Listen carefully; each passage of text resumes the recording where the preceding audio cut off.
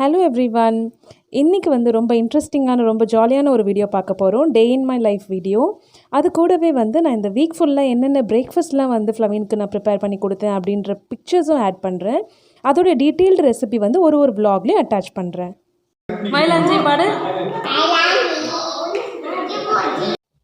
So ஃப்ளவீன் காலையில் எழுந்திரிச்சதுமே ரொம்ப ஹாப்பியாக ரொம்ப ஒரு எக்ஸைட்மெண்ட்டோட காலையில் என்னோடய ஸ்கர்ட் எல்லாம் எடுத்து போட்டுட்டு மண்டையில் பேய் அப்படின்னு சொல்லி பயமுறுத்திட்டு ரொம்ப ஹாப்பியாக விளையாடிட்டு இருந்தான். ஸோ நானும் அவன் கூட காலையிலே விளையாடிட்டு இருந்தேன். டிஃபன் வந்து இன்றைக்கி வந்து தோசை, இந்த குழம்பு தான் தொட்டுக்க. ஸோ அதனால் அதாவது மட்டன் குழம்பு. ஸோ ஹஸ்பண்ட் வந்து காலையிலே சாதமும் வடித்து குழம்பும் வச்சுட்டாங்க.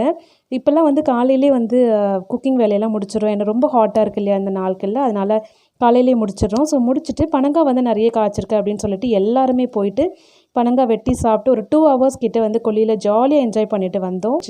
வந்து மதியம் சாப்பிட்டு எல்லோரும் தூங்கிட்டாங்க. எனக்கு போர் அடிச்சதுன்னு சொல்லிட்டு நான் வந்து ரொம்ப நாளாக இந்த டிஐஒய் பண்ணணுன்ட்டு எடுத்து வச்சுருந்தேன். அன்றைக்கி வந்து கொஞ்சம் போர் அடித்த மாதிரி இருந்துச்சு. மதியம் ஏதோ வேலை இல்லை அப்படின்னு சொல்லிட்டு நான் அதை இன்றைக்கி செய்யறதுக்கு ஸ்டார்ட் பண்ணேன். ஸோ இதுதான் வந்து நான் ஒரு வேஸ்ட், அதாவது ஓல்டாக நான் யூஸ் பண்ண அது பிளாஸ்டிக் சாப்பிங் போர்ட்லாம் இப்போ யூஸ் பண்ணுறது இல்லை இல்லையா. ஸோ அதை எடுத்து நான் அது மாதிரி ரீமேக் பண்ணி அது பண்ணேன். அதுக்கப்புறம் இந்த மாதிரி ஐஸ்கிரீம் ஸ்டிக்ஸ் எடுத்துகிட்டு அதையும் வந்து ஒரு சில ஒரு கோட்ஸ் ஆட் பண்ணி அதையும் வந்து கிச்சனில் வந்து பேஸ்ட் பண்ணிட்டேன். ரொம்ப நாளாகவே கிச்சனில் வந்து நிறைய கோட் ஸ்டிக் பண்ணணும் அப்படின்ட்டு எனக்கு ஆசை. பட் அது டிஐஒய்யாக பண்ணலாம் அப்படின்றதுனால வெயிட் பண்ணிகிட்டு இருந்தேன். ஸோ இந்த லீவ் வந்து எனக்கு அது ஹெல்ப்ஃபுல்லாக இருந்துச்சு. ஸோ அதை வந்து நானே பண்ணி அதில் ஸ்டிக் பண்ணியிருந்தேன்.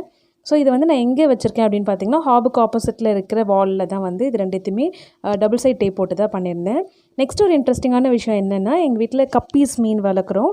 ஸோ அந்த மீன் வந்து குட்டி போட்டிருந்தது. ஒரு 7 குட்டி இருக்குது. அது யூஸ்வலாக வந்து மோர் தென் 15-20 அப்படி இருக்கும். ஆனால் இது வந்து 7 தான் இப்போது இருக்குது. அது மம்மியே நிறைய சாப்பிட்டுச்சோ என்னவோ தெரியலை. இன்னொன்று வந்து எங்கள் வீட்டுக்கு ஒரு நியூ கெஸ்ட் ஒருத்தவங்க வந்திருக்காங்க.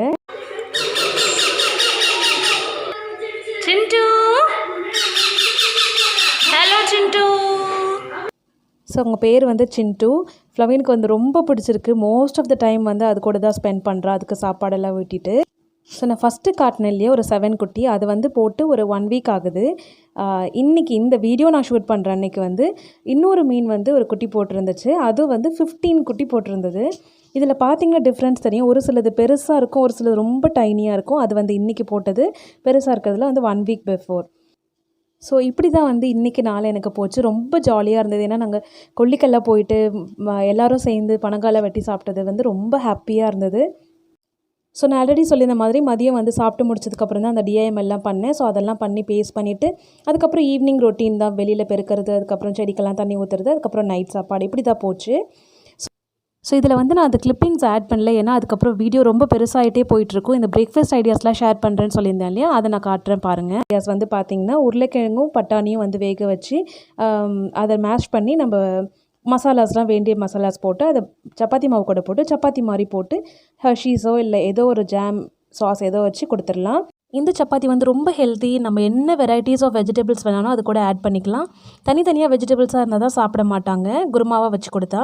இது மாதிரி எல்லாத்தையுமே சப்பாத்தி கூடயே மேஷ் பண்ணி கொடுத்துட்டு அவங்க வெறும் சப்பாத்தி நினச்சி தான் சாப்பிடுவாங்க. ஸோ அது ரொம்ப ஹெல்த்தியாக இருக்கும். அதையும் டிஃப்ரெண்ட் ஷேப்ஸில் நம்ம செஞ்சு கொடுக்கலாம். இன்னொன்று வந்து இந்த தோசையெல்லாம் ஊற்றும் போது ஆர்டினரி தோசை ஊற்றாமல் நம்மளுக்கு வந்து இன்ட்ரெஸ்டிங்காக பிள்ளைங்களுக்கு என்ன பிடிக்குமோ அவங்க எதை ரொம்ப விரும்புவாங்களோ அது மாதிரி ஷேப்ஸில், அது மாதிரி நம்பர்ஸ், அது மாதிரி ஆல்ஃபபெட்ஸ், அது மாதிரி நம்ம வந்து செஞ்சு கொடுத்தா இன்னும் இன்ட்ரெஸ்டிங்காக சாப்பிடுவாங்க. அதே மாதிரி தான் பூரியும் செஞ்சுருந்தேன். ஏபிசிடி பூரி, அதுக்கப்புறம் வந்து ட்ரையாங்கிள், ரெக்டாங்கிள், இந்த ஷேப்ஸ், இந்த லெட்டர்ஸ்லாம் வந்து ஃப்ளவீன் இப்போ கற்றுக்குறான் இல்லையா. ஸோ அவனுக்கு அது இன்ட்ரெஸ்டிங்காக இருக்கும்ன்ட்டு அது மாதிரி பூரி, அது மாதிரி சப்பாத்தி, அது மாதிரி தோசை இதெல்லாமே நான் வந்து ஊற்றிட்டுருக்கேன். ஸோ அதே மாதிரி ஃபஸ்ட்டு 1 2 3 தோசை பார்த்தோம். இப்போ ஏபிசிடி தோசை, பூரி எல்லாமே. அதுக்கப்புறம் வந்து ப்ரெட்டை வச்சு சில்லி ப்ரெட் செஞ்சேன். ஸோ இது ஒரு நாளுக்கான டிஃபனாக கொடுத்துருந்தேன். ரொம்ப ஈஸி, அது மாதிரி ரொம்ப ஹெல்த்தி அவங்களுக்கு. ஏன்னா இதை வந்து நிறைய நெய்யில் செய்வோம்.